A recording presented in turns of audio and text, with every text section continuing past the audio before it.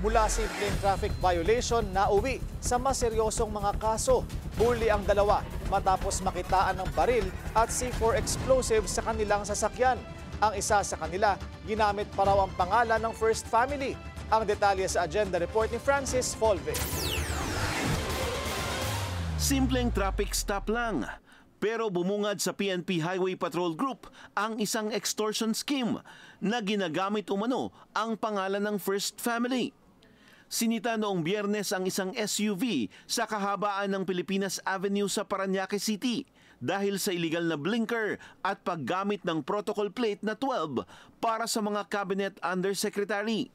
Pero laking gulat ng mga pulis nang madiskubre nila ang isang baril, mga bala, handheld radios, bulletproof vests at isang C4 explosive.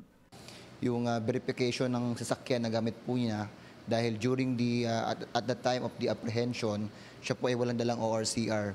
So na-find out po ng ating pong HPG na ito po ay naka-under po sa kanyang company. So isa po yun. Pangalawa, we are still waiting for the certification from the EOD kung ano yung buong detalye para po sa C4 explosive. At pangatlo, the firearm na dala po niya ay wala po talagang lisensya. Nasampahan na ang dalawa ng mga kasong paglabag sa Republic Act 10591 o Comprehensive Law on Firearms and Ammunition, RA 9516 o Unlawful Possession of Explosives at Presidential Decree 96 o Use of Unauthorized Blinkers, Resistance and Disobedience to a Person in Authority sa Parañaque at Quezon City Prosecutor's Office. Nauna nang ibinunyag ni Special Envoy on Transnational Crime, Ambassador Marcos Lacanilao, na kabilang ang isa sa mga naaresto na si Joselito Obsinada, alias Lito, sa 3 una nang nasa kote sa isa ring entrapment operation noong March 2024 sa Pasay.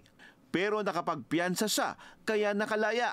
Ang isa pang nahuli na si JJ Cape Javier naman ay ilang beses na raw nagpanggap bilang Undersecretary ng Office of the President at kaanak pa umano ni First Lady Lisa Araneta Marcos para makakuha ng kontrata sa gobyerno. Meron mong mas malalim na investigation pa na ginagawa, yung mga involvement. Meron kasing mga na-involved na kasamahan niya na nagpapanggap na Undersecretary ng Office of the President, nagkumakausap sa mga iba't ibang